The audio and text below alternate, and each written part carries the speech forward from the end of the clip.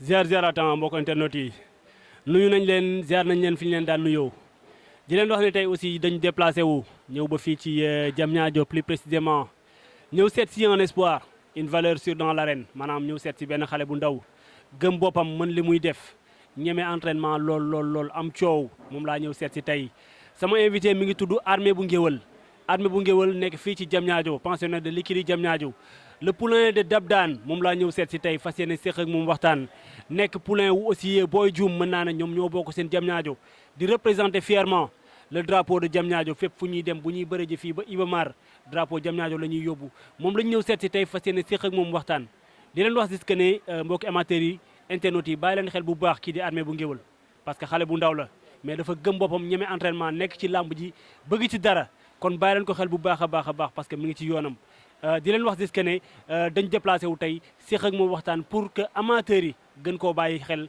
gën koo xàmmee gën koo ràññee Armé bu Ngéwël mooy sama invité tey rakk ji nuyu naa la. siyaar nañ la Seydina. ci loo ne. maa nii maa am jaam bu wér a wér. naka yi tey.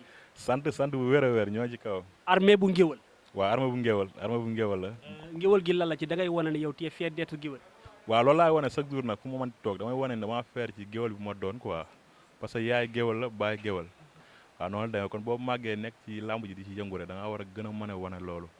géwël ci baay géwël ci yaay. waaw géwël ci yaay géwël ci baay. moo tax foo taxaw buñ ne Armé bu Ngéwël rek xel yëpp jàpp ne waa ji géwël la 100%.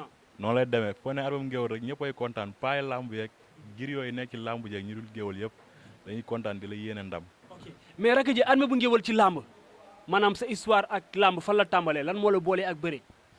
waaw bëre dañoo nekk ay xale yàlla nattu nañ bu baax a baax ñu nekk ak suñuy grand ku si mel ne ay Dabdane ay Boy Dioum ñoom ñuy bëre ñuy dem di leen seetaani di suñu gaay bu ñu defar ay tiset ñuy defarandoo comme ñoom ay tiset di àndandoo di dem yéeg si kaar di leen seetaani ñu dem ba amour bi dugg ñu bu baax a baax a baax. da nga daan dem di supporter Dabdane. waaw dama ñu doon dem di ko supporter man ak sama gaay ñu def ay tiset ay caaya dem di yëngal stade bu baax a baax muy def ay joloore bu baax a baax si mbapat ak si arène bi yëpp léegi affaire bi foofu lañ duggee nag si lañ commencé dugg ci mbapat yi. kon yow mbapat nga. waaw mbapat naa bu baax nag. mbapat nga durant des années. mbapat naa bu baax a baax a baax. fan ak fan parce que tamit dinaa la xamal benn affaire maa ngi jóge ba waaw fële fu ma jóge sori na mais fii boo yi fi nekk je les connais très bien yaa may dégg boo ne mbapat nga su ma la laajee ñan nga fi dalanteel wax ma ne ma maag diw ak diw dalante nañu. waaw mbapat yi moom boo xoolee ñi ma ci dajal bëri na trop boo demee ba ci yéen moom presque mbëri nekk foofu yëpp daje na ak ñoom. yéen fii nii. waaw yéen comme kan ak kan. yéen mbëru wàllu yaan yi fay ñëw daje na ak ñoom ku ci mel ni ay aboy tamit daje na ak ñoom waaw aboy daje na ak ñoom. aboy numéro 10. waaw aboy daje na ak moom waaw bëri nañu waaw. fan la woon yéen. yéen la yaa dëkkam laa fekkoon yéen. nu mu demee. yàlla mën la mayoon ndam ci kawam. waaw maa ko daan jël bu rëy drapeau baa ngi sama gaal. yaa daan aboy. waaw maa ko daan jël bu rëy. waaw loolu faudra ma gis drapeau bi bala ma lay gëm foog nga won ma drapeau. drapeau baa ngi kër gi après naa jox nga filmer ko sax. aboy ndaanaan la de. booy boobu moo mën a bëre. booy boobu buy bëre des fois ma yéemu ci yàlla. dëgg la ndaanaan bërekat la mais keroog dafa gis ku ko dàq bëre gën koo neex xale. daan nga aboy mbapat. daan naa ko jël bu rëy sax. ak kan. ay aboy ak ay mbay dragon. waaw ay mbay dragon ñooy foofu. waaw mbay dragon daan naa ko tamit ñaari yoon. aller retour dama ko daan mbapat bi waa koñam ni mënuma ko ñu demaat yàlla def ñu daje benn tonne ciment bu ñu tegoon foofu man ak moom ñu daje demi final. nga daan ko. ma daan ko après dem jël tonne ciment bi indi ko. nga daan ko dem jël tonne ciment bi. indi ko aboy tamit man ak moom nag la woon ma daan ko jël nag bi indi ko. non may ma tuuti yow da nga bëgg a wax ne kon jël nga ay tournoi am na tournoi yoo xam ne dañ koy teg say morom ñëw bindu taxaw nga ñëw bindu daan ñëpp jël ko. loolu moom dafay yàgg parce que fii nii yëpp ñu bëri loolu lañ ma gën a xamee parce que ay nag ak lépp bu ñu fa tegee yéen damay xuus rek dem. daan ñëpp jël ko. daa ma da nekk 3 jours su may dem premier jour du ma tàggu sax sama gars yi dama ne premier jour xale boo daanee 2 combats wala 3 nga ñëwaat deuxième jour nga demaat boo defaatee noonu léegi ñoom nag dañuy bàyyi ba demi final bi ñu soog ànd ak yow noonu la ñuy def pour may la jom quoi ma bàyyi ba demi final nag mu yóbbu fii kaar indi leen mafia. kon bëri nga tournoi daan ñëpp jël tonne ciment. jël naa tournoi mu nekk tonne ciment beneen bi nekk nag beneen bi nekkaat nag yeneen ni moom ay xaalis la. jël nga nag ñaari yoon. jël naa nag ñaari yoon yeneen ay xaalis la yeneen tamit maa ngi dem si àll bi. xaalis mise yi ay ñaata. non miss yéen yi moom du bëri ñoom en général bu ñu tegul nag nii dañuy teg 200 000 300 000. 200 000 300 000 nga ne loolu bëriwul 200 000 300 000 nga ne bëriwul. non boo xoolee man fi ma teg sama bët moo tax mu wax la loolu bëriwul fi ma teg sama bët moo tax mu wax la loolu bëriwul. fi nga visé moo sori. fi mu visé dafa sori bu baax a baax dama xam man li nekk ci man sama gars yi bu ñu ma yóbboo mbapat wala ñu yóbbu ma combat arène wala mu may contact ñoom dañ naa yow talent bi nekk ci yow ba léegi wanee googu.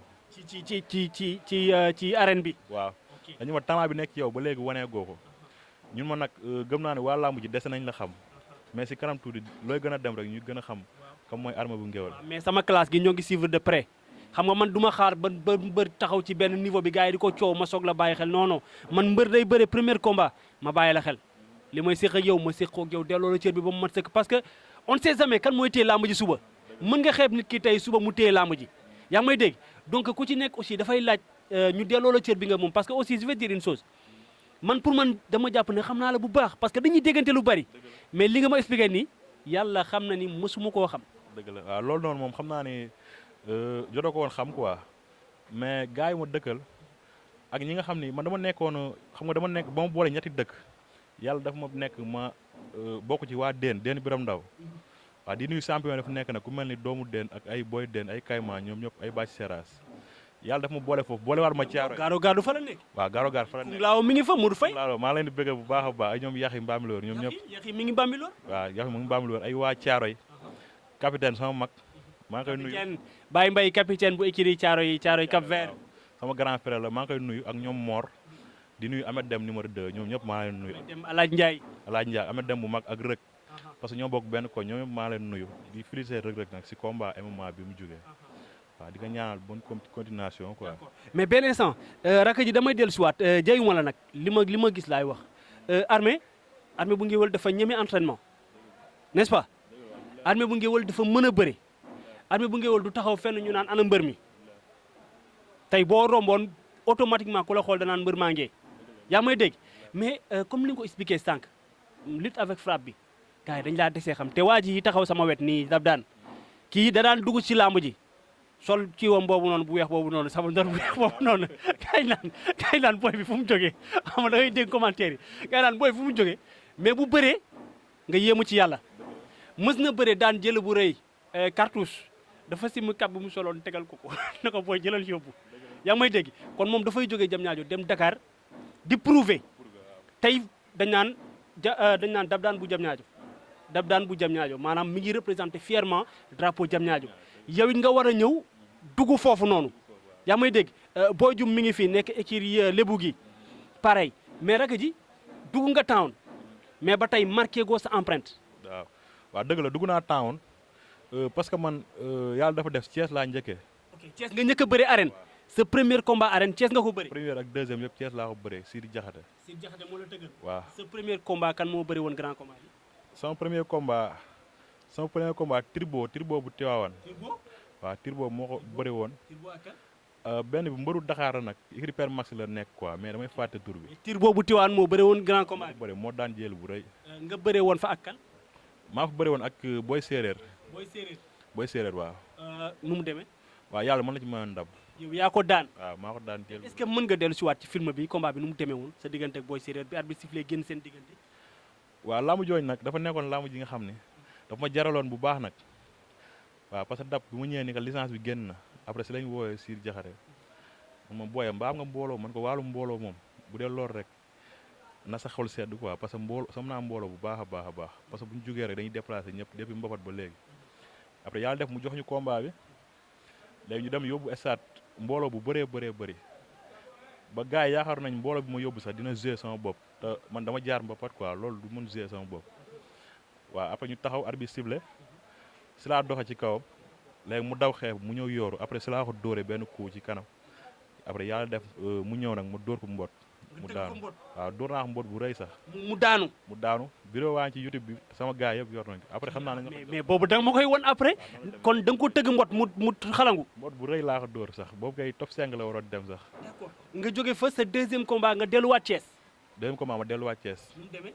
boobu dañ ma jëkk a jox benn adversaire bu tudd Sa Thiès waaw moom nag moo ni mu jël combat ba pare mu ne sama mbokk nee ma bàyyiwaat combat bi ok mu delluwaat ut lay pour delloo avance bi ne ay mbokam nee nañ na delloo combat bi. waaw léegi sama gars yi bu ñu ma yee entraînement fajar man ma découragé quoi man leen préparé combat ba mu des 20 jours adversaire bi bàyyi après si lañ ma ñëw rek Sidi dina xool solution après Sidi si la ma mujj naa am benn boy quoi bu nangoo bëre booy bu tudd pët bu Fass Benno la nekk quoi Dakar après yàlla def tamit ñu bëre moo doon ma daw sëxatal ko ma sama gars yi sax dañ may téye des fois ci làmb naa ma defal ndànk ma daw sëxatal ko dóor ko ay coup mu jaxasoo après si la ñëw yoroo rek mu dóor ko plaqué.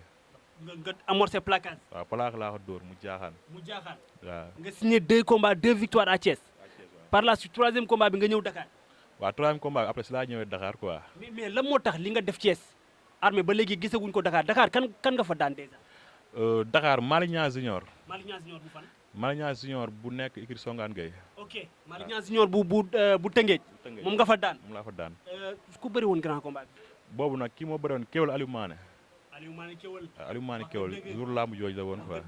ci nga daane Malick Niang Junior. waaw si laa daane Malick Niang moo tax jël bu rëy. waaw léegi nga signé. boobooy sa premier combat Dakar. mooy premier combat Dakar bi waaw. nga signé 3 combats 3 victoires. mais par la suite nag bi Armé waree jóg rek bokk par force. ci lañu dem ba benn instant on le reconnaît plus Armé day dugg ci lamb ji doo comprendre qu'est-ce qui se passe lan la lu xew. leer ngay wax waaw boo xoolee loolu dama ñëw yàlla defal ma signé 3 combats 3 victoires. léegi mbooloo mi bëri na ak fougue de jeunesse. fougue de jeunesse surtout. waaw sama ménager tamit wóolu ma moom Laxat Ndiaye. wóolu ma bu baax a baax xam capacité yi nekk ci man. léegi si la dañuy jox Iba mécanicien. ñu defal la test. léegi boo réussir foofu rek après nga fël nag dem ci espoir yi. boobu déggante nañu ma ne la Iba moom moo la raw ci làmb moo la ëpp coow ci làmb bu ñu waxantee dëgg Iba dafa prouver à Dakar yaa ngi may dégg boo ko jëlee sa avantage la parce que moo la raw ci làmb mais Iba ndaanaan la loolu déggante nañ ci avant mais bi nga demee boobu da nga ñàkk. waaw combat boobu nag man dama ñëw stade ma xool man li may contact ak li nekk ci man. ma desee nawloo Iba te moom mag ci làmb moomu jiit ci làmb ma dese ko nawloo arbitre ni pip tamit moo tamit ma dox si kaw waaw après si lañ bëree moom yàlla mooy ko ndam quoi victoire defet boo xam ne dafa ma metti ba léegi. fougue de jeunesse bi Armé xañ na la fougue de jeunesse boobu noonu ngay demee man jàpp naa ne instant bi nii niveau bi nga toll jàpp naa ne war nga mën a rectifier loolu calculer waat bu baax xool lan mooy erreur yi nga rectifier ko teguwaat ci sa yoon parce que demoon nga bañ ne waa ji dem na.